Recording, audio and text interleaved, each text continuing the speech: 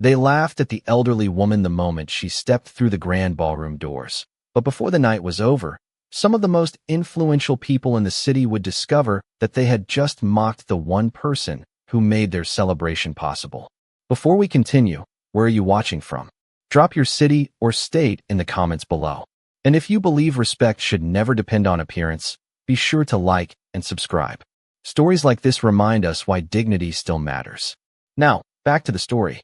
The crystal hall shimmered beneath towering chandeliers, their golden light reflecting off polished marble floors and rows of elegant tables dressed in white linen. More than 300 guests filled the room, their conversations blending into a pleasant hum of success, wealth, and self-importance. Men in tailored tuxedos adjusted their cufflinks, while women in designer gowns exchanged practice smiles. It was the annual Heritage Foundation Gala, one of the most prestigious charity events in the state, attended by business leaders, politicians, and prominent social figures.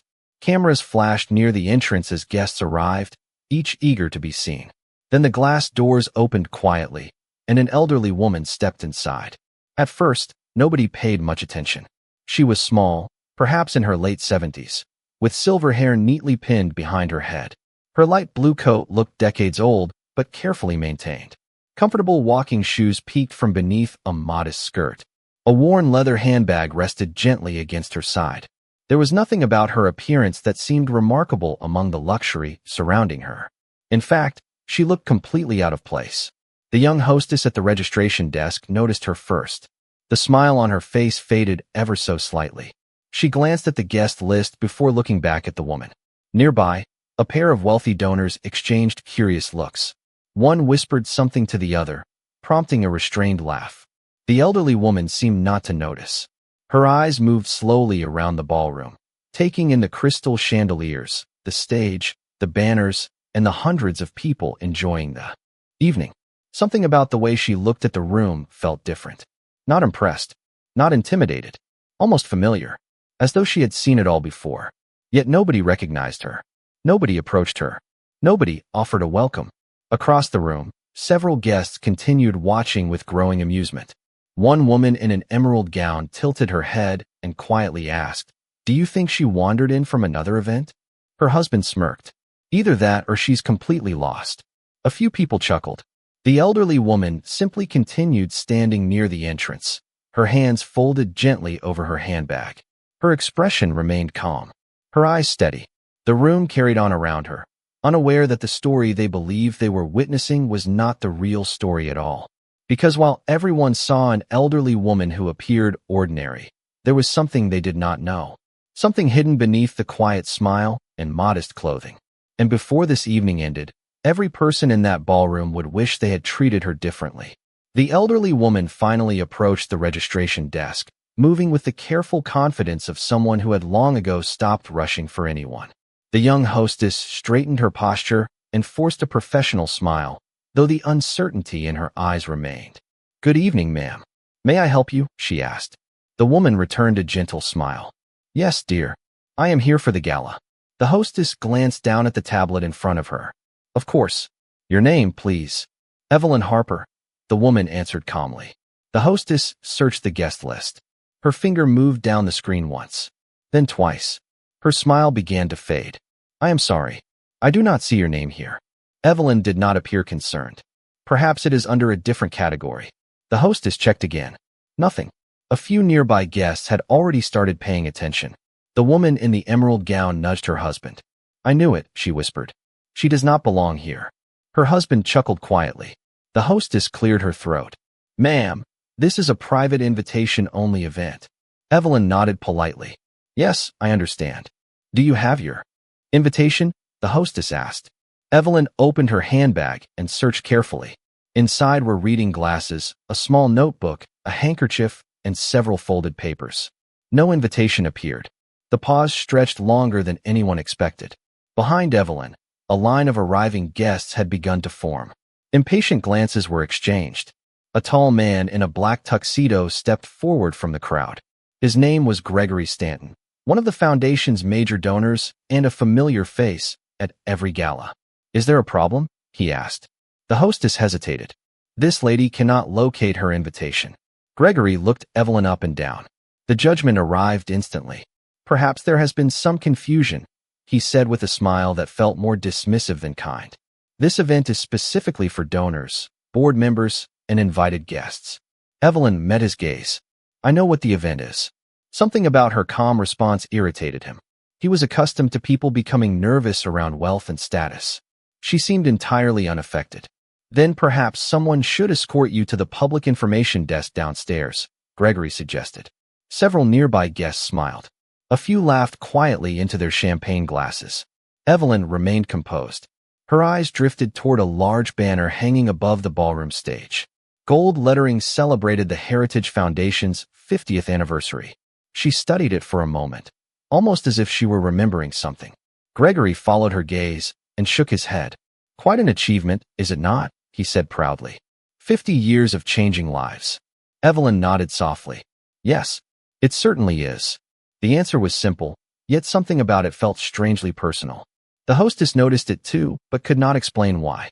Just then another guest arrived carrying a crystal award shaped like an open book.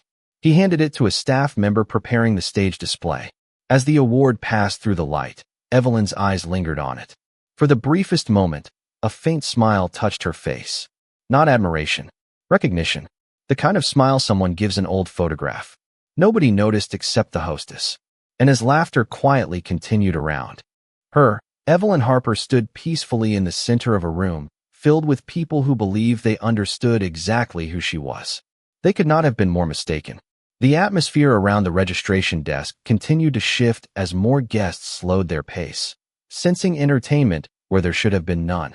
Gregory Stanton folded his arms and glanced at the growing line behind Evelyn. I think we have delayed this long enough, he said. The staff has been more than patient. The hostess looked uncomfortable. She had been trained to solve problems discreetly, not create scenes. Yet the attention of so many influential guests made her nervous. Perhaps if you could provide another form of identification, she offered carefully. Evelyn reached into her handbag once more and removed a worn leather wallet. Inside was a driver's license, several old photographs, and a membership card so faded that the printing had nearly disappeared. The hostess examined it briefly before shaking her head. I am sorry, ma'am. This does not help me verify your invitation. A few nearby guests exchanged amused smiles. One man quietly remarked that the card looked older than some of the people attending the gala. More laughter followed. Evelyn simply placed the card back into her wallet. There was no frustration in her face. No embarrassment. If anything, she seemed saddened by something entirely unrelated to the conversation taking place around her. Her gaze drifted toward a display near the ballroom entrance. Framed photographs chronicled the foundation's history over 5 decades. Images of groundbreaking ceremonies, scholarship recipients, volunteers, and community leaders lined the wall. Most guests walked past them without a second glance. Evelyn studied them carefully. Her eyes paused on one photograph longer than the others. A black and white image taken many years ago. The hostess noticed. Were you looking for someone? She asked politely. Evelyn smiled. Just remembering. Before the hostess could respond, a sharply dressed woman approached from across the ballroom. Her name was Vanessa Brooks, chair of the gala planning committee.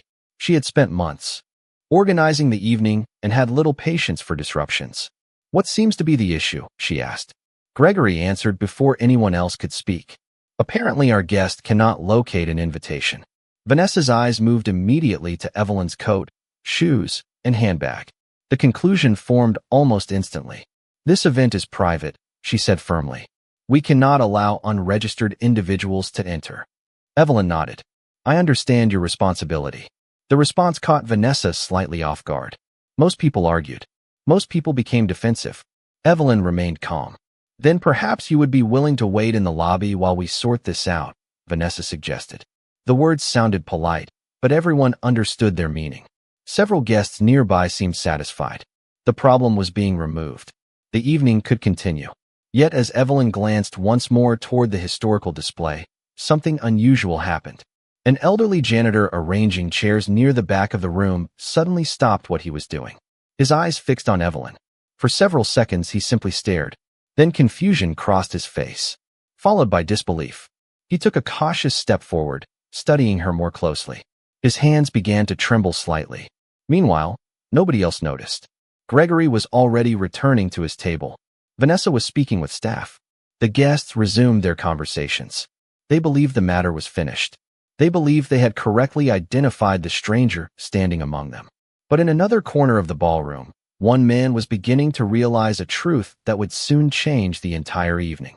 The elderly janitor stood frozen beside a stack of banquet chairs, his eyes never leaving Evelyn Harper. For nearly 30 years, he had worked at events hosted by the Heritage Foundation. He had seen governors, celebrities, and philanthropists pass through those doors. Yet the moment he saw the elderly woman standing near the registration desk, a memory buried deep within him suddenly resurfaced.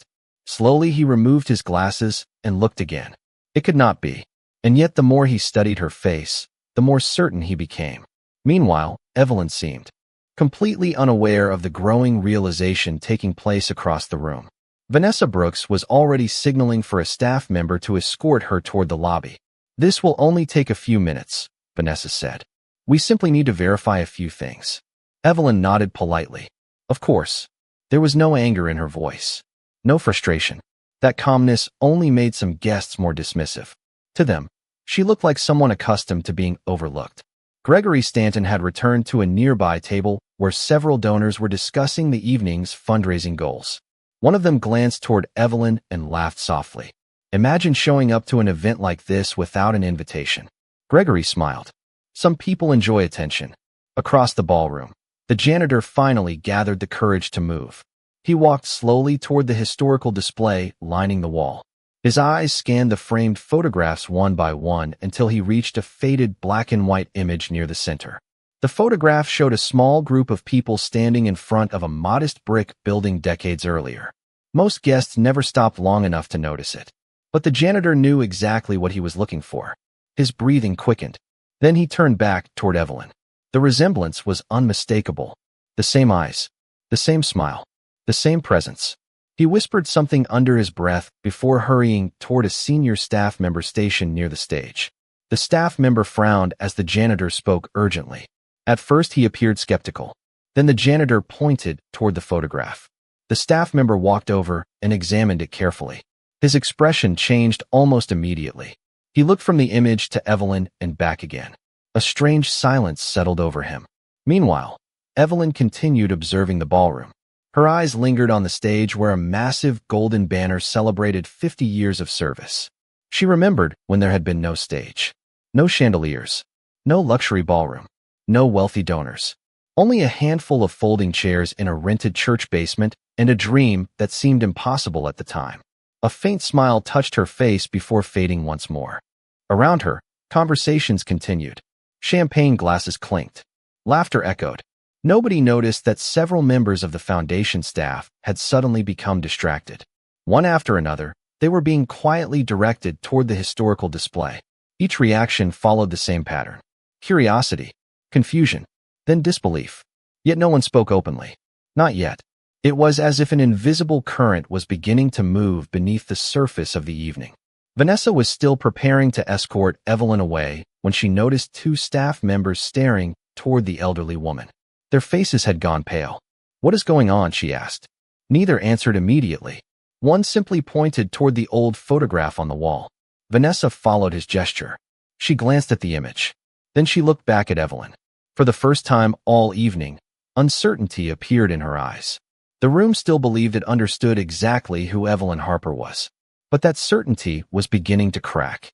And within minutes, the truth hidden behind 50 years of forgotten history would start finding its way back into the light. Vanessa Brooks felt a chill run through her as she stared at the faded photograph. The image had hung in the foundation's archives for years, largely ignored by modern donors who preferred stories about growth, expansion, and prestige. Yet now, standing only a few feet away from the elderly woman, she could not ignore what she was seeing. The young woman in the photograph and Evelyn Harper shared the same unmistakable eyes, the same gentle smile, the same quiet confidence.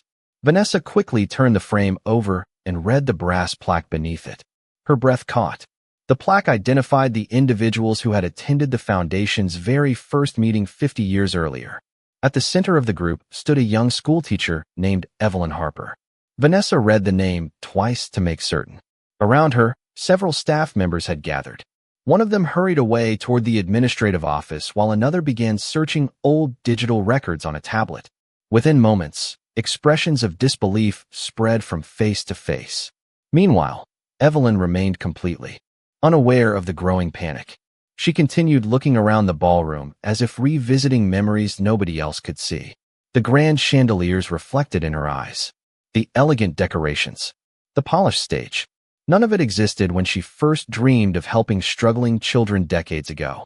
Back then, she had worked 2 jobs while organizing after-school tutoring programs in church basements and community centers.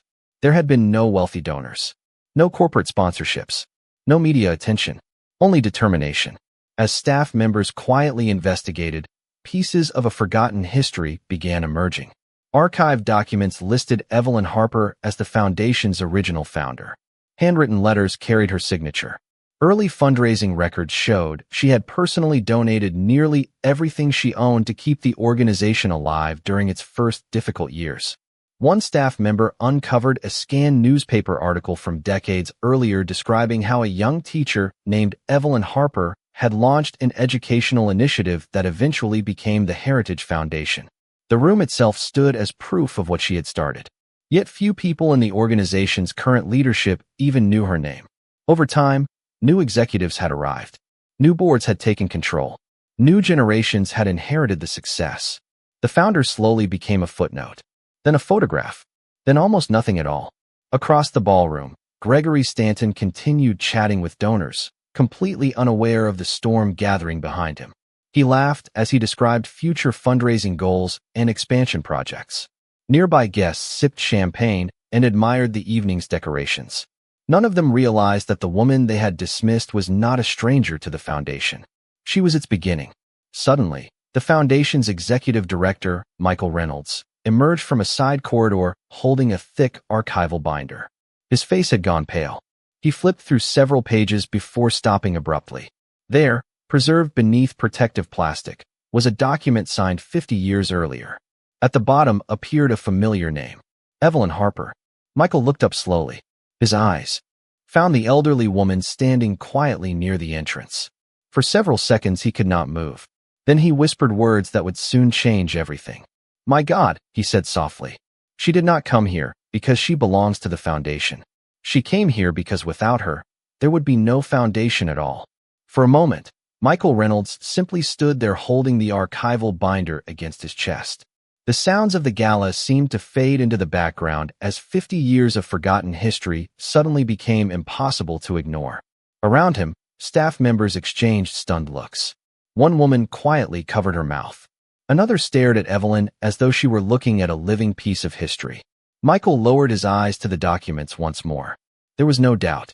Every record pointed to the same truth. The Heritage Foundation had not been built by wealthy executives or celebrated donors. It had begun with a young schoolteacher who believed struggling children deserved opportunities that nobody else was willing to provide. That schoolteacher was standing only 30 feet away. Across the ballroom, Evelyn remained near the entrance. She had noticed the unusual attention, but said nothing. Her expression remained calm as she watched guests enjoying the evening she had unknowingly helped create decades earlier. Michael finally took a step forward. Then another. Several staff members followed behind him. Vanessa Brooks noticed the movement immediately. "Michael," she called. "What is happening?" He stopped and looked directly at her. The emotion in his face made her stomach tighten. "Do you know who she is?" he asked quietly. Vanessa hesitated. Michael opened the binder and showed her one of the original founding documents. Her eyes moved across the page, then widened. She looked toward Evelyn, then back at the signature. The color drained from her face. "No," she whispered. "That cannot be." "It is," Michael replied. "Every record confirms it." Vanessa suddenly remembered the way Evelyn had studied the old photographs, the way she had looked at the ballroom, the way she had spoken about the foundation's anniversary. None of it had been curiosity. It had been memory. A growing sense of unease spread through the nearby staff members. Word began traveling quietly from person to person. A board member overheard part of the conversation and approached. Then another. Within minutes, several senior leaders were staring toward the entrance with expressions of disbelief. Meanwhile, Gregory Stanton continued speaking with donors, completely unaware that the room's attention was slowly shifting away from him. One donor noticed the gathering near Michael and asked what was happening. Another followed his gaze. Then another. The invisible current moving beneath the gala was becoming impossible to ignore. Finally, Michael closed the binder and took a deep breath. "We need to correct this immediately," he said. Nobody argued. Nobody hesitated. For the first time that evening, the people responsible for running the foundation realized they had made a terrible mistake. Not because an important guest had been inconvenienced. Not because someone influential had been offended. But because they had failed to recognize the very person whose vision had made all of their success possible. As Michael began walking toward Evelyn, conversations around the ballroom gradually softened. Guests noticed the unusual procession forming behind him. Heads turned. Curiosity spread. And standing quietly beneath the golden glow of the chandeliers, Evelyn Harper watched them approach with the same gentle expression she had carried all evening, as though she already knew exactly what was about to happen. The ballroom seemed to hold its breath as Michael Reynolds crossed the marble floor. Conversations faded one table at a time. Guests lowered their glasses. Musicians near the stage stopped speaking among themselves.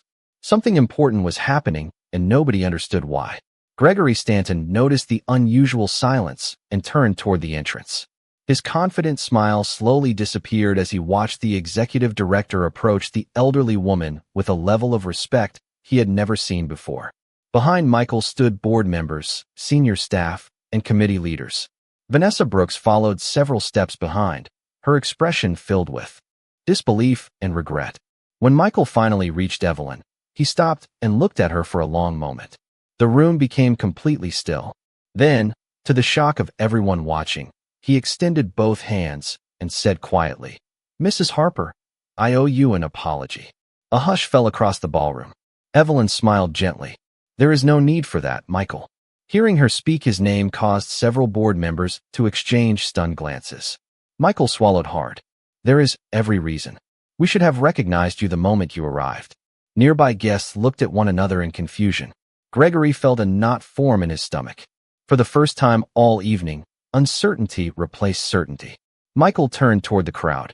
His voice carried clearly through the silent ballroom. "Ladies and gentlemen, before tonight's program continues, there is someone you need to meet." Hundreds of eyes fixed on Evelyn. Some guests leaned forward in their seats. Others stood.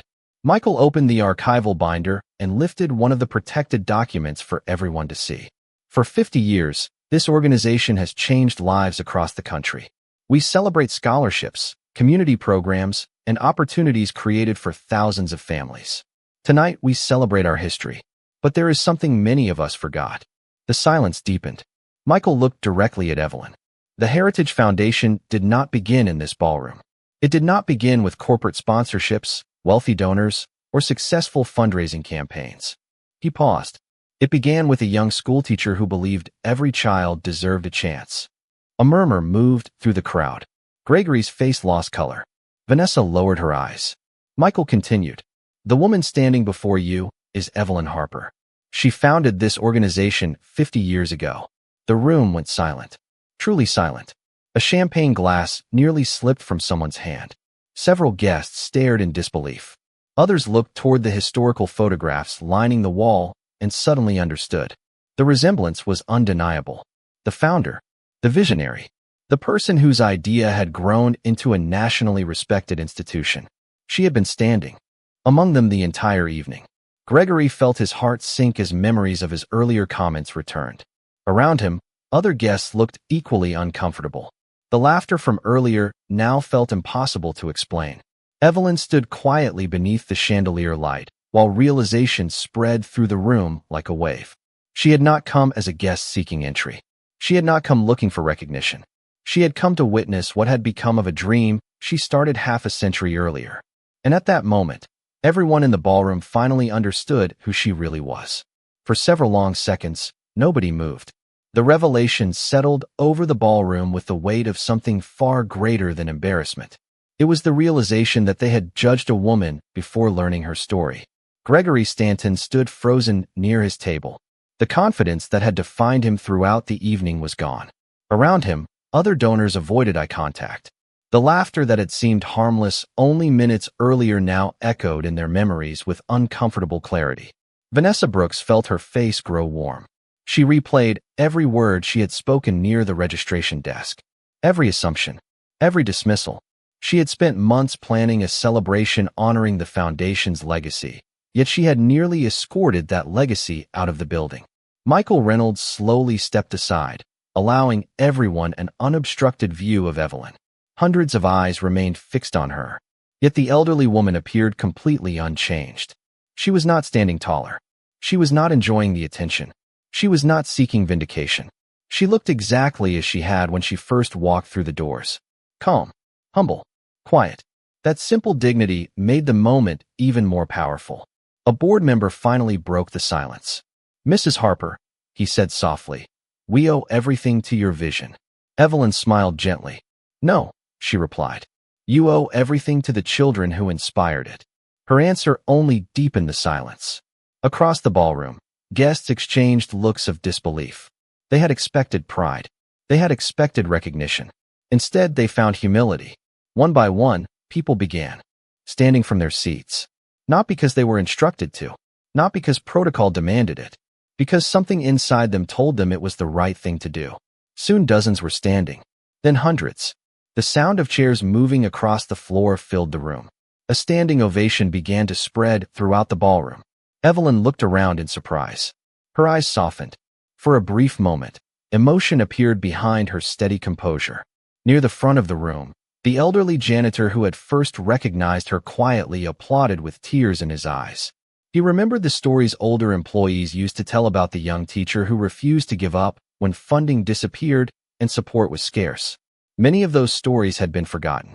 Tonight, they were returning. Gregory finally stepped forward. His expression carried genuine regret. "Mrs. Harper," he said, his voice unsteady, "I treated you unfairly. I judged you before I knew anything about you. I am deeply sorry." The ballroom became silent once more. Everyone waited for her response. Evelyn looked at him kindly. There was no anger in her eyes. No desire to embarrass him. "Thank you," she said softly. "That takes courage to admit." Gregory lowered his head. Around him, several others seemed equally humbled. The lesson had become impossible to ignore. Wolf had not revealed character that evening. Titles had not revealed character. Status had not revealed character. Character had been revealed by the woman everyone had overlooked. Beneath the golden chandeliers, surrounded by people who finally understood what they had failed to see, Evelyn Harper stood as a reminder that greatness rarely announces itself. Sometimes it arrives quietly, carrying a worn handbag, waiting patiently to see whether people will recognize the value of a person before learning their importance. As the applause gradually faded, a different atmosphere settled over the ballroom. The tension, embarrassment, and disbelief that had dominated the evening gave way to something quieter. Reflection. People were no longer looking at Evelyn Harper as a founder, a historical figure, or the woman whose name appeared in old documents. They were looking at her as a person. Michael Reynolds invited her to the stage, but Evelyn gently declined. "I have spent enough years standing in front of people," she said with a warm smile. "Tonight belongs to those continuing the work." The response only increased the respect filling the room. For decades, she had built opportunities for others. Even now, she was directing attention away from herself. Michael nodded and understood. Instead of bringing her to the stage, he brought the stage to her. A microphone was quietly carried to the entrance area where she stood. The gesture drew smiles throughout the ballroom. Evelyn accepted the microphone and looked around the room. The faces staring back at her were very different from the faces she had first encountered when she arrived. Earlier there had been judgment. Now there was humility. Earlier there had been assumptions. Now there was understanding. She paused for a moment before speaking. 50 years ago, she began softly, there were only 6 people sitting in a church basement with a simple idea. We believed that one opportunity could change a child's future. The room listened carefully. At the time, nobody thought we would succeed. We did not have money. We did not have influence. We only had faith in what was possible. Several guests lowered their eyes. Her words carried more weight than any speech they had heard all evening. "What matters most," she continued, "is not who receives credit. What matters is whether lives are changed." Her gaze moved gently across the crowd. "And judging by what I have seen tonight, Many lives have been changed. A smile spread through the room. Some people wiped away tears. Others simply stood quietly, absorbing every word. Then Evelyn said something nobody expected. I am grateful for what happened this evening. Confused expressions appeared throughout the audience. Gregory Stanton looked particularly surprised. Evelyn smiled. Because sometimes we learn the most important lessons in uncomfortable moments. The room became silent once more. Every person you meet is carrying a story you cannot see. A title cannot tell you that story. A bank account cannot tell you that story. Clothing cannot tell you that story.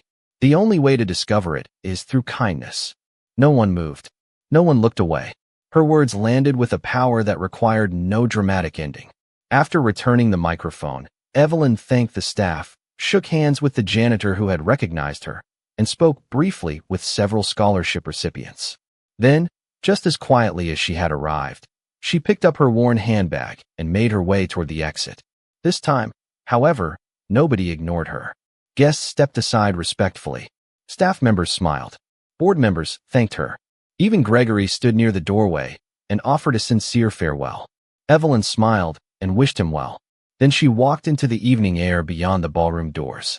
Long after she was gone, many people remained standing where they were, thinking about the lesson they had almost missed. And that night, beneath the glow of crystal chandeliers and surrounded by the success her vision had created, everyone remembered something far more valuable than wealth, status, or recognition. They remembered what dignity looks like.